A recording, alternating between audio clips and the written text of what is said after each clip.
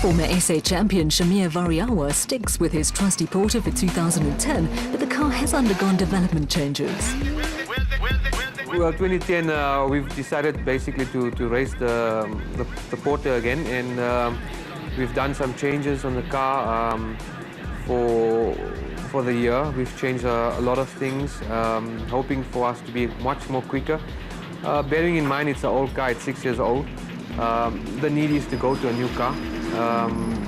We'll look at it later in the year, but I think the old Porter is still good and can still run in front, and we'll give it the best and see what happens. As far as the experienced Shamir is concerned, the key to success in 2010 will boil down to consistency. Well, I think, I think the most important thing about racing now is to be consistent. And you find in the specials, the guys are going flat out. So you tend to forget about consistency, and you just try to drive the car as hard as you can, as fast as you can. Our strategy has paid off in a few races. The races we did finish, we finished off in the podium. The races where we had mechanical failure, obviously we were out. The desert race, we won 2 years in a row, and that's just due to consistency, just keeping a cool head and driving the race. We look forward to the racing this year, and yeah, I hope we do well. For Variawa, an important aspect of racing is to keep his sponsors happy, and a 7-year association with Total has been mutually beneficial. I think it's crucial to have sponsors in the event or in motorsport, and it really uplifts the sport. You need to keep them. You need to keep your sponsors happy, and you really need to look after them in that way. We're happy with Total. Total has been supporting us for the last 7 years. We've given them great results. Yeah, I think sponsors are very important in the sport. Off-road racing is in his genes, and making a welcome return to racing this year is car builder Brandon Harkes, who is back with a new sponsor and a newfound enthusiasm for the sport. 2010, we're looking forward to be back in racing with a new team under JMR Fleet Management. It's a leading vehicle tracking management company, and it's exciting times for us and for them. We definitely plan on building the team. We'll be starting out slow and small, and obviously increasing the speed as the year goes on. Harkes is a proven race winner and goes into the season full of confidence. It's always who knows in the beginning of the year. It's very important. I've always had one theory. The guy who finishes the first 3 races, he's always at the end in the championship. And there's good competition out there. There's various teams that can win. I think with the car that we've got and the team that we've got, I don't think that anybody's got major advantage on us. And we'll get stronger and stronger as the year goes on. Limpopo businessman Naeem Musaji had a good season last year, and with a new sponsor is looking for more of the same. We hope to do very well this year. Last year was particularly good for us. It's been our best season. We've got a bit of a change of colour. We've gone to black and orange, and we've picked up a bit of sponsorship from Maxxis Tyres. Tyres proved to be very reliable last year, so it was something that worked for us. We want to try and build on that. Also, Tyrex still involved. With their franchising, they're trying to promote that as well. But I think we're looking forward to the season. We pretty much last season had, I think it's been our best season ever. We finished all events we started. Although we did dip a bit in the middle, I think we're trying to hopefully improve on that this year. We finished 3rd in the A-Class Championship. We tried to and get nearer to the top. But also just keeping focus, and I think that was the deciding factor last year, is we didn't overdo it. We tried to just keep it in place and work at it. Class P will again be competitive, with 2009 Rookies of the Year Johan van Staden and James Rousseau again a part of the mix. After a successful season as rookies, we are now getting back for the P class. Aim is to win P class, or do as best as we can on P class. We've got a new car, Spec 2, so we build that up, bit of upgrades, and we're going to give the P class a good run for its money. With the restrictors, it's going to be difficult because we have a lot of power loss, a lot of speed loss. That will make the game more fair and put a lot of pressure on all drivers to go back to basic skills, stamina, endurance for the cars and the people in the car, which will make the game a lot more interesting. And I think it's for the second year running the P class, it would be a challenge to ourselves because we've had luck on our side last year with other cars braking at specific times, giving us the edge. At the end, come through and we won one race throughout the whole year. So I think this year, if we don't give it everything that we've got, we're not going to stand a good chance in the championship because of the playing fields being much more level now. And the year after that, we're aiming to go to A class if we do well in the P class. The car's ready for that. We bought one of the existing A classes and converted to P. So that's our plans, and hopefully it will succeed. The growth of Class P in the last 2 seasons has made the racing in the category that much more competitive. Massive class. We expect the P class to grow even more during the course of the year because the first race already has, I think, 9 entries, out of which we've identified 15 possible P class cars in the market, both from regional level coming up. So I think the P class is going to run head-to-head with the A class towards the amount of cars competing. That will make the competition very stiff, anyone's game. I think now it comes down to if reliability in your car and taking it calm and making sure you finish, putting points on the board, and see yourself out through the season and be there, be on the races, be consistent, and it will grow. If it grows more, I think more of the A-class cars, because of the conversions being difficult, the cost of it, some of the A-class cars might even come down to P-class. That's what we all sort of see happening in the market. And you hear that guy talking about converting a car, this one talking. But awesome, it's going to be a lovely game this year, and we're looking forward. We can't wait for next week to get cracking. And sitting here at the moment, and the nerves already building up, and it's only next week Friday we have to start worrying about the first prologue.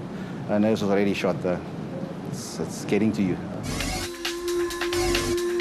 Changes to the rules have forced Century Racing's Mark Corbett and Rudy Balzar to campaign in Class P this year. We had quite a rude awakening at the beginning of this year with quite a significant rule change in off-road. Basically, our off-road car that we raced, the four-wheel drive, was outlawed.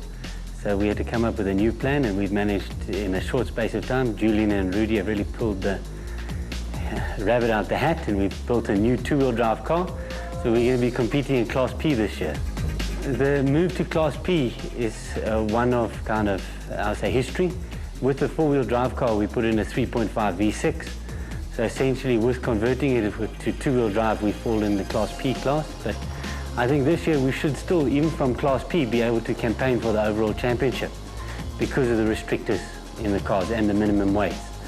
The minimum weights are very, very difficult to achieve. I think we're about 60 kgs over, and we've been working at it quite extensively. And the restrictor size, we're down to a 35mm from a 39 last year. There is no shortage of confidence in the Century Racing camp, and Corbett has his sights set on the overall championship. I think the Class P has grown quite substantially over the last few years, but our main competition is in Class A. We're going to go for the overall win. We don't necessarily want to win Class P.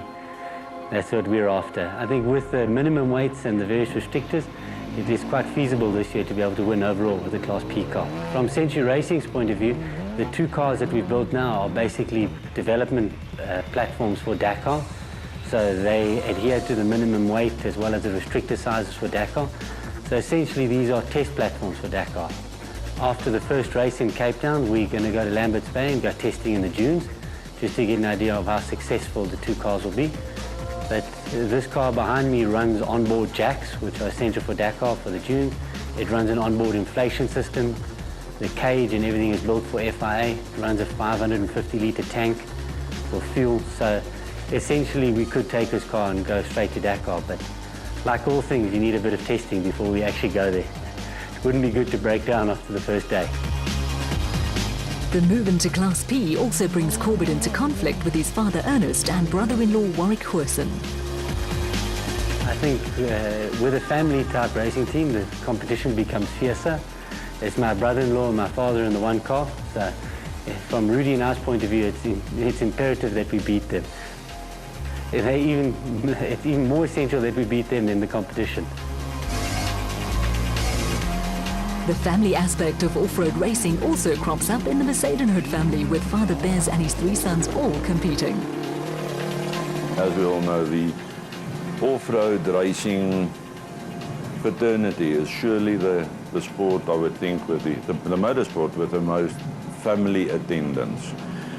It's a wonderful experience. I think it keeps a family together. It creates a camaraderie amongst parents and children, which is really an unbuyable item. So it is a wonderful thing. Yes. Family honour was also upheld when Johan and Etienne Bezuidenhout won Class P for the second year in a row in 2009. Ja, ons het 'n goeie jaar gehad, 2009. Ons het 'n goeie begin gehad. Ons het hierna omtrent van die helfte van die jaar af het ons baie probleme opgetel met ons motor se enjin. Toe het dit weer nou uitgepen na kant toe en dit het ons nou net deurgebyt om net die kampioenskap te wen. Vir hierdie jaar is daar dinge wat redelik baie verander. My navigator gaan nou sy eie bakkie ry hierdie jaar. So ek en my ouer broer Dion Bezuidenhout gaan nou die Klas P weer aanvat. En ja, ons sien uit. Ek voorsien dat dit gaan redelik taaf wees.